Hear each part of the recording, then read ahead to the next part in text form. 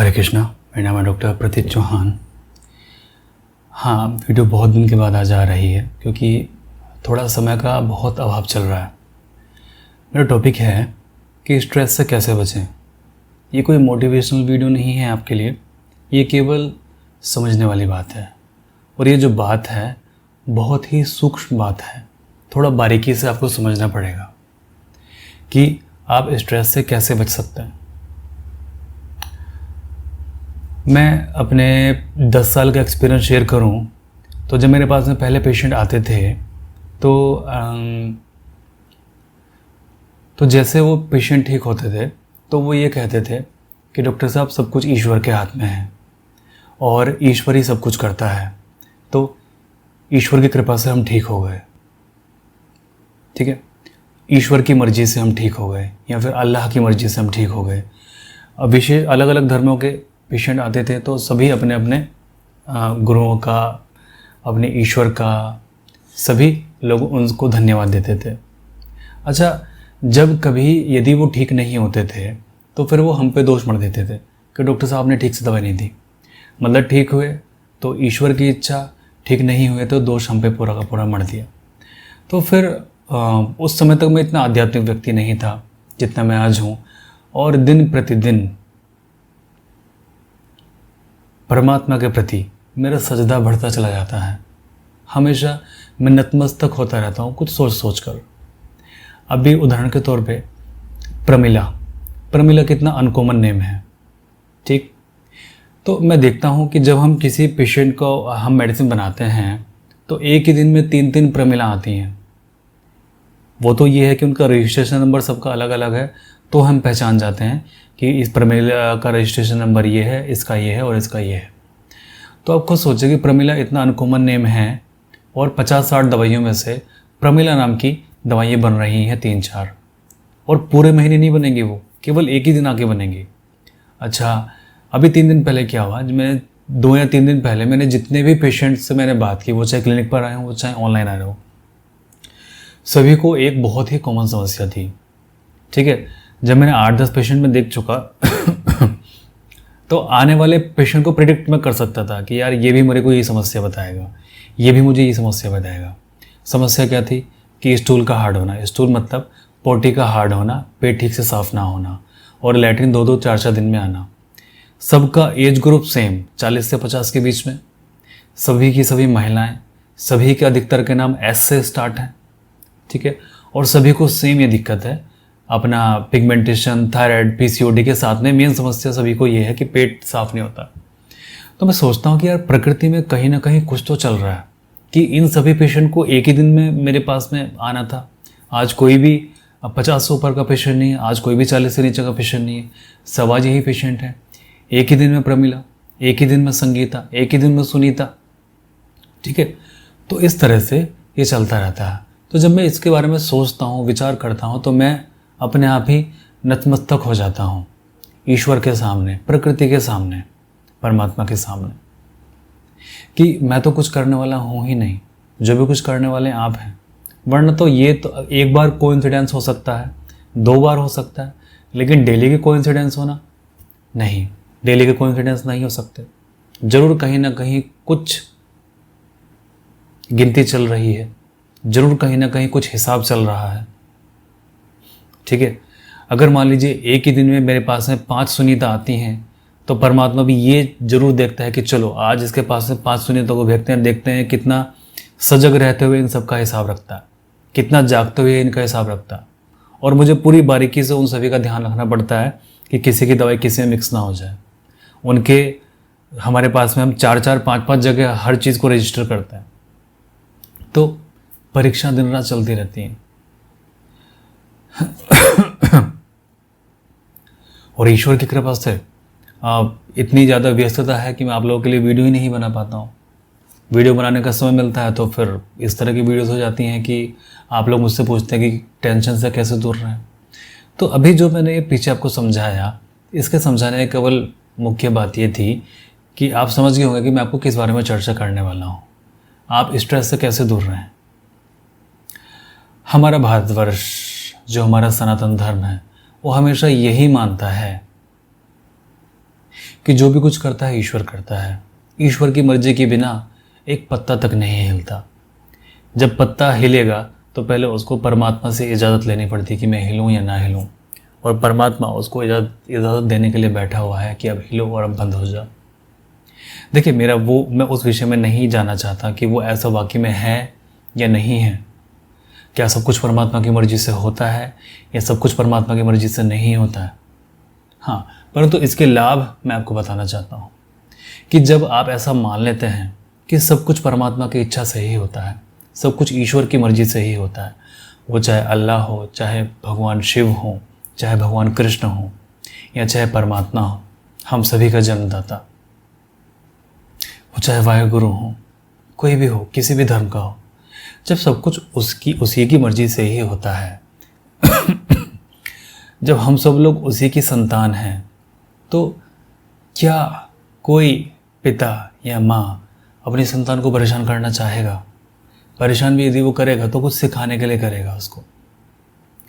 तो हम सभी ये मानने वाले कि सब कुछ परमात्मा की मर्ज़ी से होता है, हम तुरंत परेशानियों के सामने से हट जाते हैं और परेशानियों के सामने अपने परमात्मा, अपने इष्ट देव, अपने ईश्वर को लाके खड़ा कर देते हैं कि अब आप ही देखो, मैं तो अलग से हटा क्योंकि सब कुछ करने वाले आप ही हैं, तो इस परेशानी से मुझे आप ही बाहर निकालेंगे। बहुत बारीक है बात समझने के लिए। इसमें आपका मैं ख़त्म हो जाता है कि मैं ही सब कुछ करने वाला हूँ। आज पश्चिम के देश में इतना डिप्रेशन क्यों है, या आज के समय में इतनी आत्महत्याएं क्यों हो रही हैं? क्योंकि वो लोग सोचते हैं कि सभी कुछ करने वाला मैं हूँ। अगर मैं नहीं कर पाया तो अहंकार को चोट लगती है, पुरुषार्थ पर चोट लगती है। जितने भी आज विकसित देश हैं सभी के अंदर आज डिप्रेशन के पेशेंट बहुत हैं, सुसाइडल केस बहुत हैं। ये भी अब यहाँ पे भारत के अंदर भी, भारत जितनी तरक्की करता जा रहा है वहाँ पर अधिकतर सुसाइड के केस बढ़ते चले जा रहे हैं। क्यों? क्योंकि करने वाला मैं हूँ, सब कुछ करूँगा तो मैं ही करूँगा, और यदि दोष मेरे अंदर नहीं है तो दोष तुम्हारे अंदर है। ठीक है, अगर दोष मेरे अंदर नहीं है और कुछ मेरे साथ अगर घटना घटी है तो दोष तुम्हारे अंदर है। परमात्मा नाम की कोई चीज़ नहीं है। तो इससे आदमी डिप्रेशन का शिकार हो जाता है, आदमी दुखी हो जाता है, आदमी परेशान हो जाता है। जैसे कि आप सभी लोग कहीं ना कहीं मेरे से जुड़े हुए हैं क्योंकि मैं एक चिकित्सक हूँ। तो जब आप लोग ट्रीटमेंट करते हैं, मेरा या किसी का भी, तो आप परेशान हो जाते हैं, डिप्रेस हो जाते हैं। आपके शरीर के अंदर कोई बीमारी आती है तो आप परेशान हो जाते हैं, आप डिप्रेस हो जाते हैं। हो सकता है कि परमात्मा की इच्छा से वो हुआ हो। अगर आप ये चीज़ मान के चलें कि चलिए आपने रोक दिया है तो आप ही इसको ठीक करेंगे, आप ही हमें रोग ठीक करने का मार्ग दिखाएंगे। अगर नतमस्तक होके अपने ईश्वर के सामने, अपने इष्ट देव के सामने, अपने परम पिता परमात्मा के सामने अगर नतमस्तक होके सच्चे दिल से अगर आप प्रार्थना करेंगे कि मुझे कोई मार्ग दिखाएं इससे निकलने का, तो मार्ग वो आपको ज़रूर दिखाएगा कि यदि अगर लाइफ में परेशानी आई है तो साथ में उसको सॉल्यूशन भी है। अगर प्रकृति के अंदर कोई समस्या जन्म लेती है तो साथ में उसका समाधान करने वाली शक्ति भी जन्म लेती है हमेशा। लेकिन हमारी आदत है हमेशा नेगेटिव चीज़ों को देखने का। हम हमेशा परेशानियों को ढूंढते रहते हैं, ज़बरदस्ती ढूंढते रहते हैं, ज़बरदस्ती कुरेदते रहते हैं। देखा है ना, किसी किसी की आदत, अगर चेहरे पे कुछ फुंसी निकल जाए तो उसको कुरेदता रहेगा। वो कुरेदने की हमारी आदत है, कुरेदते रहेंगे। अगर आपके किसी मित्र को कुछ हुआ है, कुछ बीमारी हुई है, तो बार बार उसके जख्मों को कुरेदते रहेंगे आप। ऐसा नहीं है कि उसको सांत्वना आप दें। आप में से बहुत सारी महिलाएं झाइयों की पेशेंट हैं जो कि वीडियो देख रही हैं।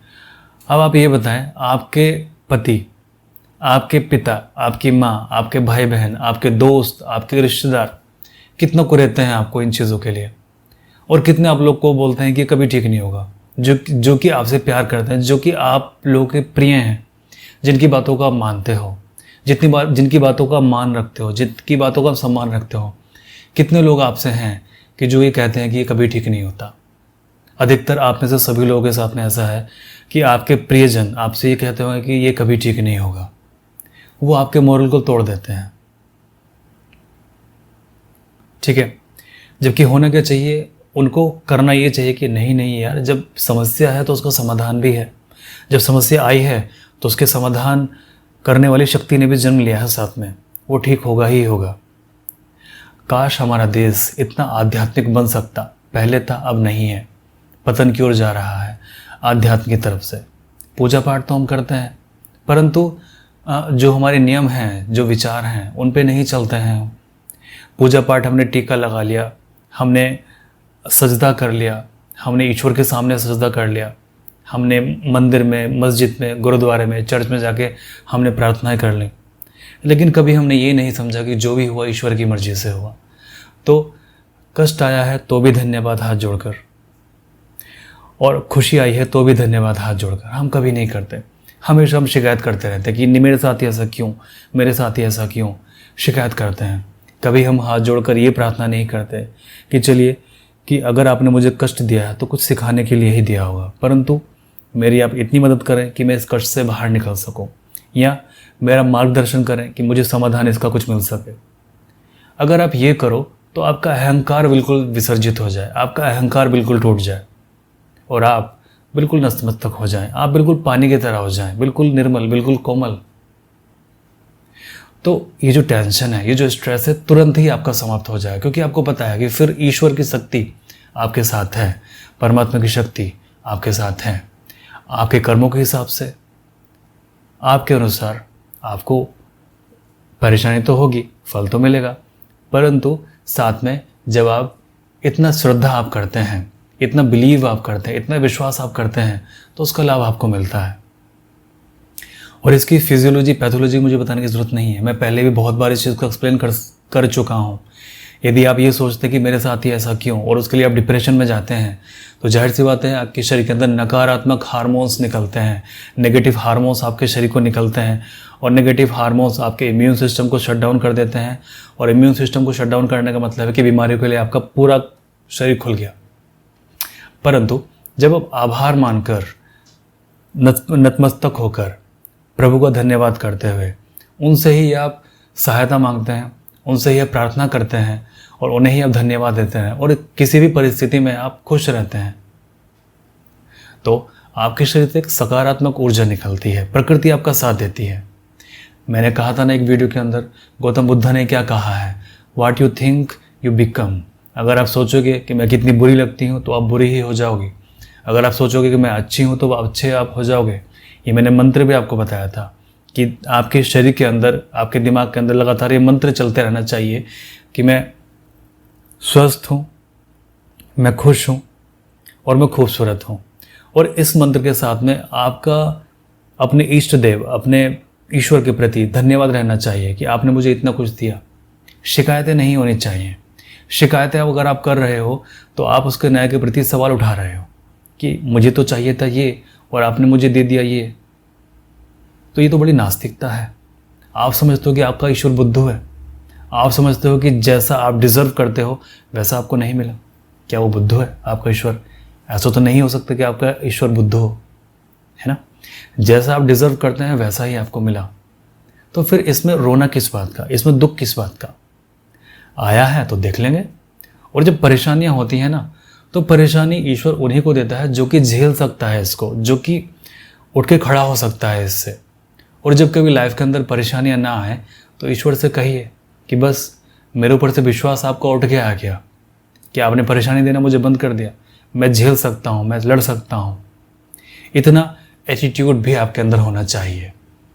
ईश्वर आपके पिता के समान भी है, आपके माँ के समान भी है, आपके भाई के समान भी है। तो जैसा भी आप रिश्ता रखें वो रखिए आप अपने ईश्वर से। तो ये बहुत छोटी सी बात समझने वाली थी कि जब हमारे सनातन धर्म ने ये कहा कि आदमी का पुरुषार्थ कुछ नहीं करता, जो भी कुछ करता है ईश्वर करता है। आदमी समझता है कि मैं कर रहा हूँ, लेकिन करता ईश्वर ही है। अभी मुझे कहानी याद आई है कि 2 पत्ते गंगा जी में गिर गए। एक पत्ता थोड़ा आड़ा गिरा, तिरछा गिरा, और एक पत्ता सीधा गिरा।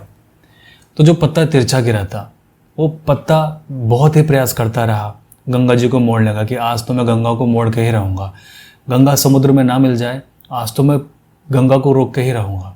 और एक पत्ता सीधा पड़ा हुआ, वो कहता कि चलो आज मैं गंगा को समुद्र से मिला के ही रहूँ।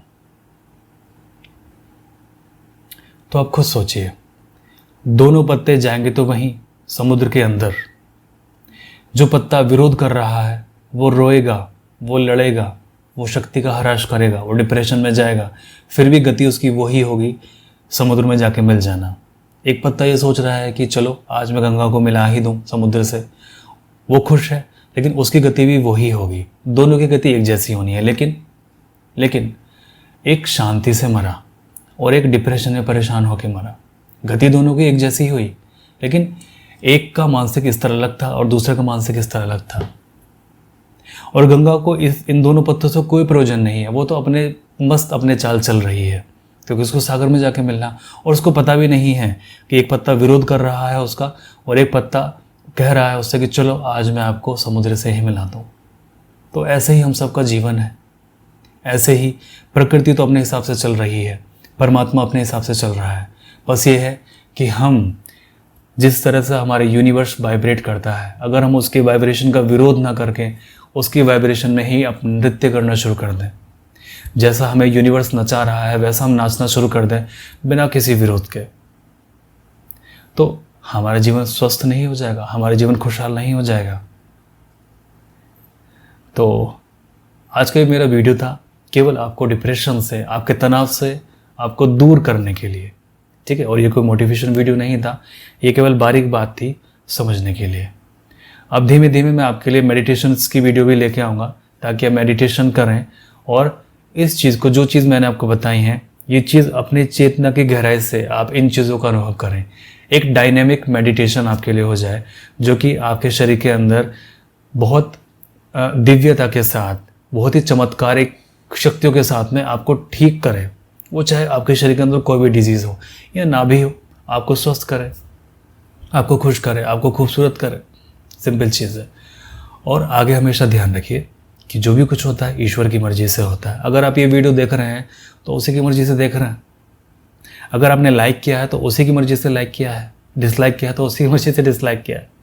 ओके, अगर आप मेरे से ट्रीटमेंट ले रहे हैं या आपके मन में इच्छा हो रही है और मैं आपको ट्रीटमेंट दे रहा हूँ, या मैं यूट्यूब पे आकर बैठा हूँ, उसी की मर्ज़ी से हो रहा है सब कुछ। मैं कुछ नहीं कर रहा हूँ, करने वाला ईश्वर ही है। और जब आप ऐसा समझते हैं कि सब कुछ करने वाला ईश्वर ही है, मैं कुछ भी नहीं करता हूँ, तब आपके द्वारा महान काम होते हैं, तब आप एक महान इंसान बनते हैं। तो मुझे लगता है कि आज की वीडियो कुछ ज़्यादा ही आध्यात्मिक हो गई है। मैं ईश्वर से प्रार्थना करूँगा कि आप जहाँ भी रहें खुश रहें, स्वस्थ रहें, आपका परिवार हमेशा खुश रहे, स्वस्थ रहे और परमात्मा सभी का भला करे।